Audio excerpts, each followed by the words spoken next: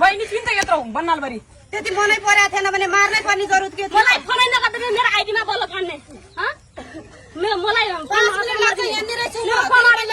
phone गर्दै अब त म लगेर जाने थिएँ मेरो बहिनीलाई खाना नदिएर लाउन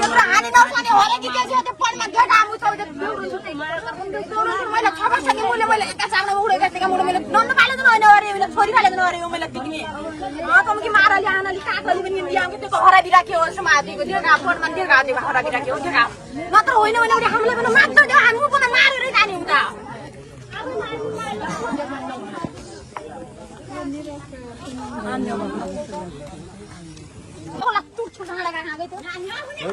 नानी त्यस्तो नहुँदा नानी त्यस्तो गर्नु हुँदैन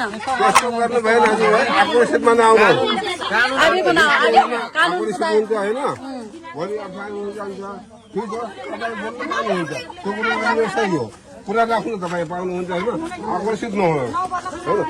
मिडियाहरू आएर सबले जुन जो रेकर्ड गरेर उहाँले बयान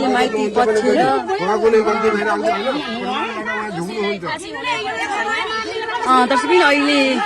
तुलसीनाथको घरमा शव आइसकेको छ तुलसीको शव आइसकेको छ जब माइती पक्ष आउँदाखेरि यो घरमा हरेक कुराहरू विवाह चलिरहेको छ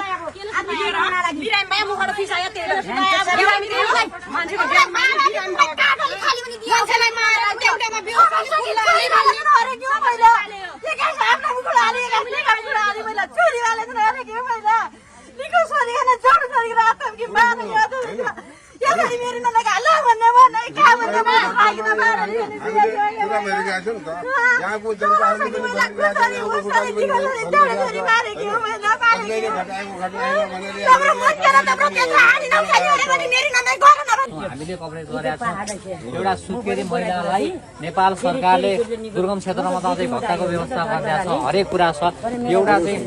16 दिने सुत्केरी महिलालाई मार्नु भनेको मजाको कुरा होइन के तपाईँहरू चाहिँ आवेगमा आउनु हो एउटा चाहिँ पीडा छ सबै कुरा छ तर हामीले चाहिँ कुनै पनि हालतमा कानुनलाई चाहिँ हातमा लिनु हुँदैन न तपाईँहरूले न कसैले अन्यको कोही व्यक्तिले के बरु तपाईँलाई अन्याय लागेको छ भनेपछि तपाईँलाई चित्त बुझेको छैन भनेपछि तपाईँले सिडिओ कार्यालयमा जान सक्नुभयो प्रहरी कार्यालयमा जान सक्नुभयो होइन हामीलाई चित्त बुझेकै छैन अन्य जो चाहिँ यो घटनामा संलग्न दोषीहरू छन् हामीलाई शङ्का लागेको छ ती व्यक्तिहरूलाई पनि